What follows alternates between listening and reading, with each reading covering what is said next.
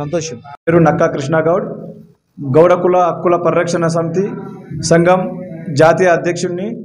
ఈరోజు మన ఈ సుందరయ్య విజ్ఞాన కేంద్రంలో ఇన్ని వందల మంది గౌడ ఆత్మీయ సమ్మేళనానికి విచ్చేసినటువంటి నా గౌడ బాంధవులందరికీ నమస్కారాలు తెలియజేస్తున్నాను.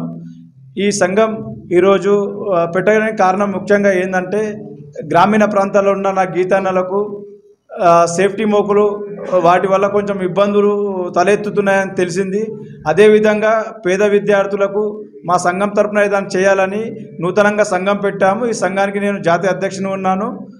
మా సంఘం యొక్క ముఖ్య ఉద్దేశం ఏంటంటే, అనగారిన నా గౌడ జాతి బిడ్డల వాళ్ళ మనుగడకు ఎటువంటి ఆపద వచ్చినా ఆరక్షణంలో మేము ముందుంటాము.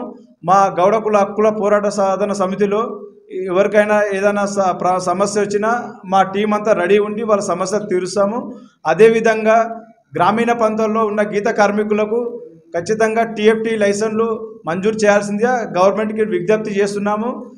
మొన్ననే ఈ మధ్య గవర్నమెంట్ ఈ మన సేఫ్టీ మోకులు ఇచ్చింది.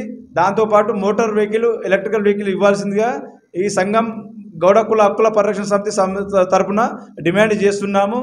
అదేవిధంగా మన గౌడ కుల హక్కుల పరిరక్షణ సమితి ఈ తెలంగాణ, ఆంధ్రప్రదేశ్, మహారాష్ట్ర, కర్ణాటక, తమిళనాడు 5 స్టేట్లలో జనరల్ బాడీలు వేసుకుంటున్నాము. త్వరలో మా కార్యాచరణతో మేము ముందుకు వస్తామని తెలియజేస్తాం.